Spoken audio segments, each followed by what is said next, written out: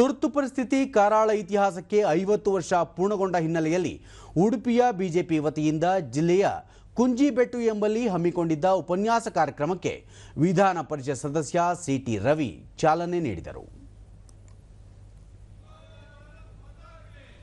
ಕಡೆ ಇರುವ ಆಸನದಲ್ಲಿ ಕುಳಿತು ಸಹಕರಿಸಬೇಕಾಗಿ ಕೇಳಿಕೊಳ್ಳು. ಉತ್ತಮ ವಾಗ್ಮಿಗಳು ಭಾರತೀಯ ಜನತಾ ಪಾರ್ಟಿ ಈ ವೇಳೆ ಅವರು ಭಾರತದ ಸಂವಿಧಾನವನ್ನು ಈವರೆಗೂ 106 ಬಾರಿ ತಿದ್ದುಪಡಿ ಮಾಡಿದ್ದು, ರಾಜಕೀಯ ಕಾರಣಗಳಿಂದ ಕಾಂಗ್ರೆಸ್ ಪಕ್ಷ 76 ಬಾರಿ ತಿದ್ದುಪಡಿ ಮಾಡುವ ಮೂಲಕ ಸಂವಿಧಾನ ಶಿಲ್ಪಿ ಡಾಕ್ಟರ್ ಬಿಆರ್ ಅಂಬೇಡ್ಕರ್ ಅವರಿಗೆ ಅಪಮಾನ ಮಾಡಿದೆ. ಪ್ರಧಾನಿಯಾಗಿದ್ದ ದಿವಂಗತ ಅಟಲ್ ಬಿಹಾರಿ ವಾಜಪೇಯಿ ಹಾಗೂ ನರೇಂದ್ರ ಮೋದಿ ಅವರು 31 ಬಾರಿ ತಿದ್ದುಪಡಿ ಮಾಡುವ ಮೂಲಕ ಸರಿಪಡಿಸಿದ್ದಾರೆ ಎಂದರು. ವಿಪಿ ಸಿಂಗ್ ಪ್ರಧಾನಮಂತ್ರಿ ಆಗಿದ್ರು.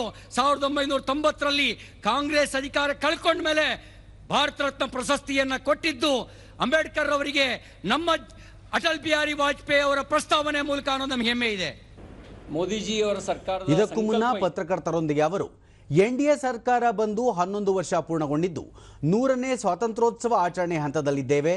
ಈ ಸಂದರ್ಭದಲ್ಲಿ ಆತ್ಮನಿರ್ಭರ, ಬಡತನ ಮುಕ್ತ, ಸ್ವಾವಲಂಬಿ ರಾಷ್ಟ್ರವನ್ನಾಗಿಸುವ ಮೂಲಕ ಪೂರ್ಣ ಪ್ರಮಾಣದ ಅಭಿವೃದ್ಧಿ ರಾಷ್ಟ್ರವನ್ನಾಗಿ ಮಾಡುವಲ್ಲಿ ಪ್ರಧಾನಿ ನರೇಂದ್ರ ಮೋದಿ ಅವರು ಶ್ರಮಿಸುತ್ತಿದ್ದಾರೆ. 2014ಕ್ಕಿಂತಲೂ ಮುನ್ನ ಜಾಗತಿಕವಾಗಿ 11ನೇ ಆರ್ಥಿಕ ಶಕ್ತಿಯಾಗಿದ್ದ ಭಾರತ ಇಂದು ಜಪಾನ್ ದೇಶವನ್ನು ಹಿಂದಿಕ್ಕಿ 4ನೇ ಸ್ಥಾನಕ್ಕೇರಿದೆ ಎಂದು ವಿವರಿಸಿದರು. ಕಾರ್ಯಕ್ರಮದಲ್ಲಿ ಸಂಸದ ಕೋಟಾ ಶ್ರೀನಿವಾಸ ಪೂಜಾರಿ ಮತ್ತಿತರರು ಉಪಸ್ಥಿತರಿದ್ದರು.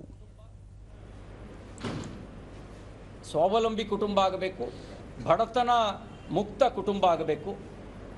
ಕೆಲವು ತಿಂಗಳ ಹಿಂದೆ 4ನೇ ಸ್ಥಾನದಲ್ಲಿದ್ದಂಥ ಜಪಾನನ್ನು ಹಿಂದಕ್ಕೆ ಹಾಕಿ ನಾವು 4ನೇ ಸ್ಥಾನಕ್ಕೆ ಬಂದಿದ್ದೇವೆ. ಬಹುಶಃ ಒಂದೆರಡು ವರ್ಷದಲ್ಲಿ 3ನೇ ಸ್ಥಾನದಲ್ಲಿರುವಂಥ ಜರ್ಮನ್ನು ಕೂಡ ನಾವು ಹಿಂದೆ ಹಾಕ್ತೀವಿ.